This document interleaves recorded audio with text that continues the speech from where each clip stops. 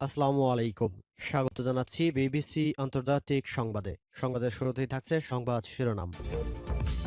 ইসরায়েলে নতুন করে ইরানের ক্ষেপণাস্ত্র হামলা দেশজুড়ে সাইরেন।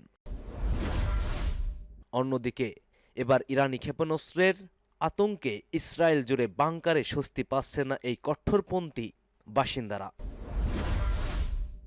আরও জানিয়ে দিচ্ছি, হরমুজ প্রণালী সম্পূর্ণ নিয়ন্ত্রণের দাবি জানিয়েছে ইরান।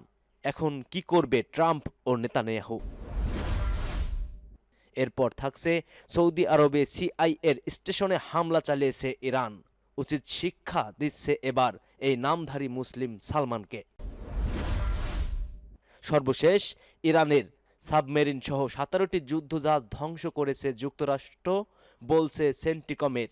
তবে এই বিষয়টি সম্পূর্ণ ইরান অস্বীকার করেছে বলে জানিয়েছে আনাদুলো এজেন্সি। এতক্ষণ শুনছিলেন সংবাদ শিরোনাম, এবার বিস্তারিত। তার আগে আপনি যদি মুসলিমদের পক্ষে থাকেন ও ইসরায়েলের ধ্বংস চান, কমেন্ট করে যাবেন। ভিডিওটি ভালো লাগলে একটা লাইক করবেন, চ্যানেলটি সাবস্ক্রাইব করে সাথেই থাকবেন।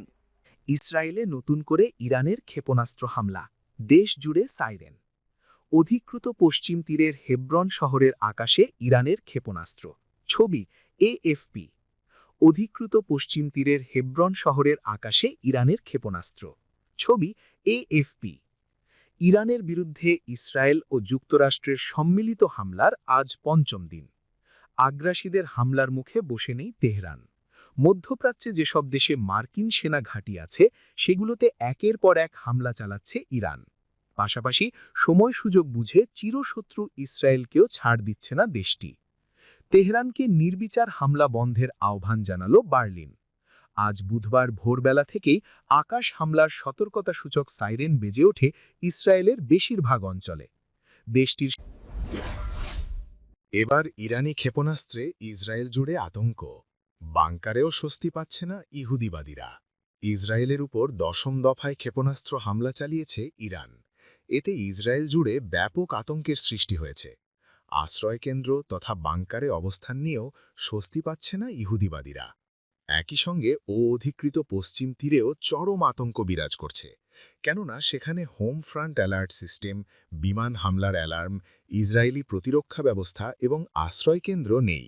সংবাদ মাধ্যমের প্রতিবেদন থেকে জানা গেছে, ইরান রবিবার রাতের প্রথম অংশে ইসরায়েলে খুব বেশি আক্রমণ না করলেও সোমবার সকাল থেকে ভারী বোমাবর্ষণ করছে। বিভিন্ন এলাকায় বিকট বিস্ফোরণের শব্দ শোনা গেছে। যদিও নির্ধারণ করা কঠিন যে বিস্ফোরণের শব্দগুলো প্রতিরোধের কারণে নাকি কিছু ইসরায়েলের অভ্যন্তরে ক্ষেপণাস্ত্র হামলার জেরে হচ্ছে। এদিকে রবিবার জেরুজালেমের কাছে ইসরায়েলি শহর বেইত শেমেশে একটি হরমুজ প্রণালী পূর্ণ নিয়ন্ত্রণের দাবি জানালো ইরান। এখন কি করবে ট্রাম্প? মধ্যপ্রাচ্যে উত্তেজনা নতুন মাত্রায় পৌঁছেছে। ইরানের ইসলামী বিপ্লবী গার্ড বাহিনী আইআরজিসিপি মঙ্গলবার ৩ মার্চ ঘোষণা করেছে, জ্বালানি বাণিজ্যের জন্য বিশ্বের অন্যতম গুরুত্বপূর্ণ নৌপথ হরমুজ প্রণালী এখন তাদের পূর্ণ নিয়ন্ত্রণে রয়েছে। এই ঘোষণা এমন এক সময়ে এসেছে যখন মার্কিন প্রেসিডেন্ট ডোনাল্ড ট্রাম্প হরমুজ প্রণালীতে চলাচলকারী তেলবাহী ট্যাঙ্কারগুলিকে সুরক্ষা দিতে মার্কিন নৌবাহিনীকে প্রস্তুত থাকার নির্দেশ দিয়েছিলেন। ইরানের আধা সরকারি সংবাদ সংস্থা ফার্স নিউজ এজেন্সি মঙ্গলবার হুমকিপূর্ণ বিবৃতি প্রকাশ করেছে। আইআরজিসিপি নৌবাহিনীর কর্মকর্তা মোহাম্মদ আকবর জাদে জানিয়েছেন, বর্তমানে এই জলপথ দিয়ে যাতায়াতকারী যে কোনো জাহাজ ক্ষেপণাস্ত্র হামলা বা ড্রোন হামলার উচ্চ ঝুঁকিতে রয়েছে। তিনি আরও স্পষ্ট করেছেন, হরমুজ প্রণালী এখন সম্পূর্ণভাবে ইসলামী প্রজাতন্ত্র ইরানের নৌবাহিনীর অধীনে।